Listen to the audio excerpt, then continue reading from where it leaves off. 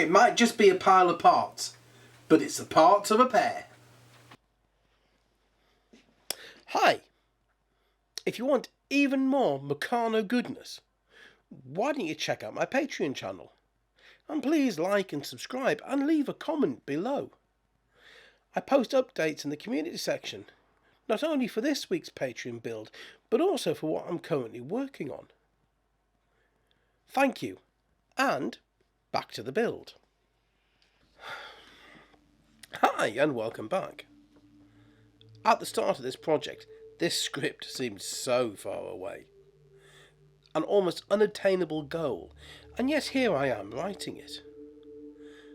The purpose of this 12th script was that this is the video when the channel goes live, with each video taking about 4 weeks from start to finish, and then it is entered into a library.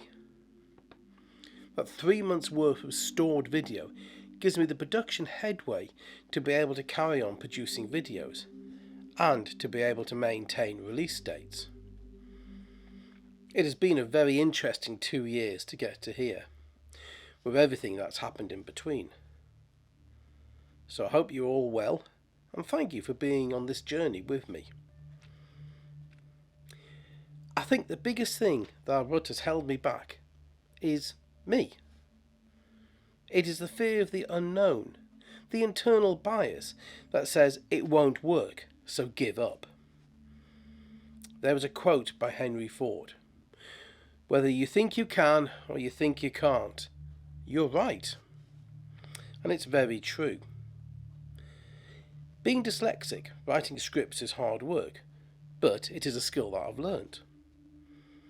I have a speech impediment, and the voiceovers were something that I didn't think I could do.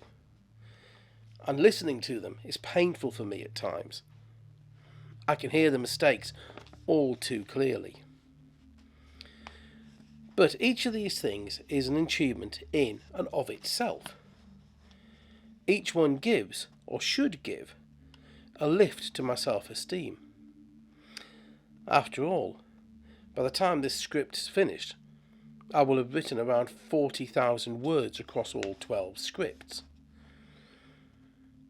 But the internal bias kicks in and says, but nobody will watch it. People will pass over and move on. And that's part of the challenge. Call it therapy if you want. That I get out of this process is that I'm challenging that bias and trying to move my viewpoint. And it's not easy.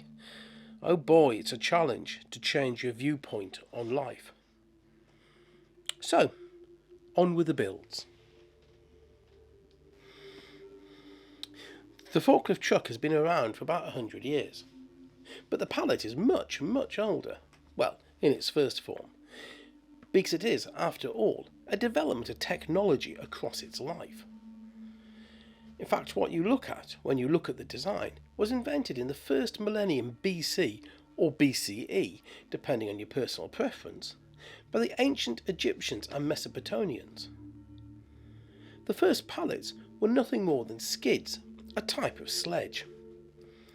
A method of loading a cargo that could pulled behind something. It was not until the 20th century that we see a number of events and technologies merge to create what we see today.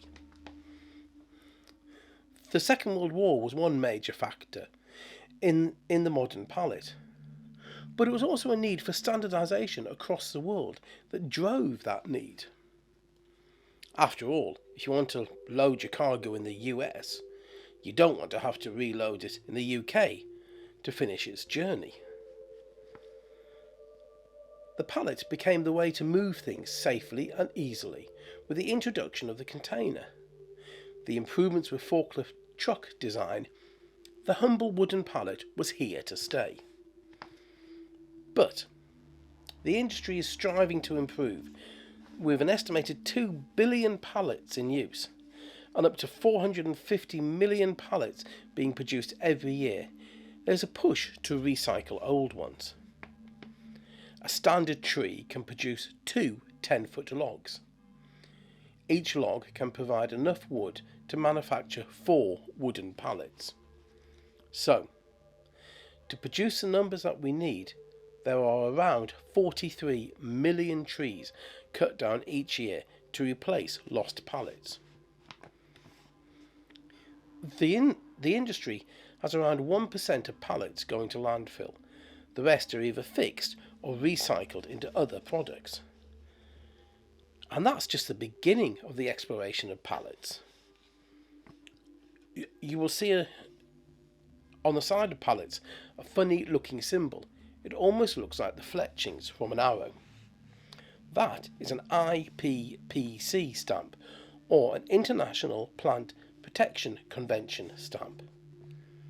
It will tell you what country the pallet was manufactured in, and how it is to be treated to stop an invasive species crossing a border. Now, I'm not going to bore you with all the rest. After all, this video is not that long. I had a number of problems with this build, mainly from the lack of restoration of the zinc-plated parts. A lot of zinc oxide has built up over the nearly 60 years of its life, and the poor operation of the forklift I put down to this. At this point, I'm working out the best ways of getting rid of that oxide with a fair amount of success. And at some point, I need to video some of that restoration to show how I'm achieving it. But, like all mechanical things, if you don't do the maintenance, things don't work, and Meccano is no different. And to be fair, it's never been looked after, just left in a box to sit in darkness until around November of 2019. I'm not overly sure what this ride is meant to be. That it is not swing boats or shuggy boats, as they are called in the northeast, is definite. It is, however, rather a nice build. Meccano is funny at times, and I don't mean in the ha-ha meaning of the word.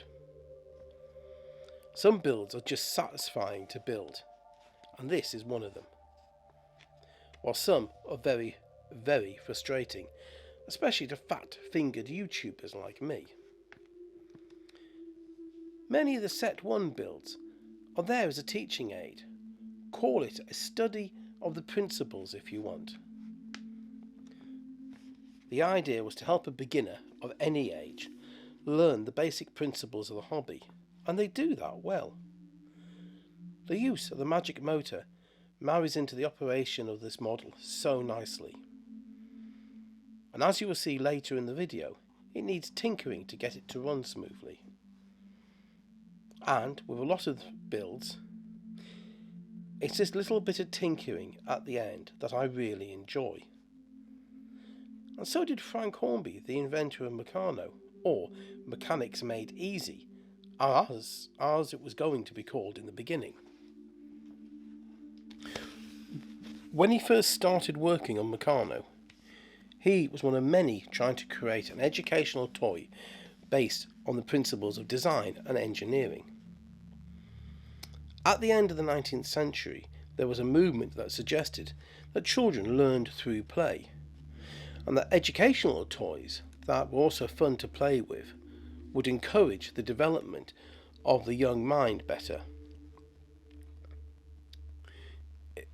It was not that other toys were frowned upon.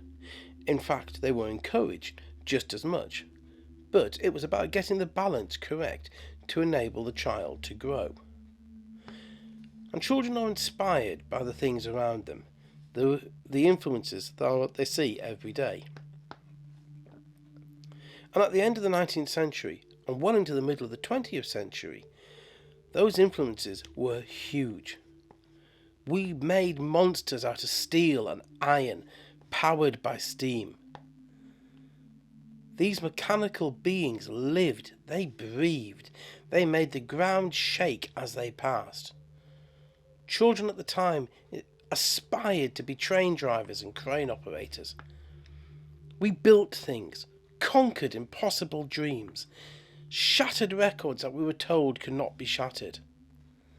And this time of enlightenment was based on education, or more to the point, the personal value that people based on education. It seems strange now. After all, we live in a world where at our very fingertips is all knowledge.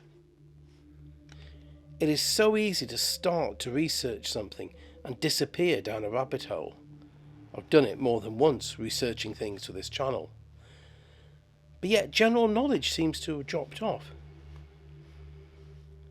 And maybe it is because it's too easy.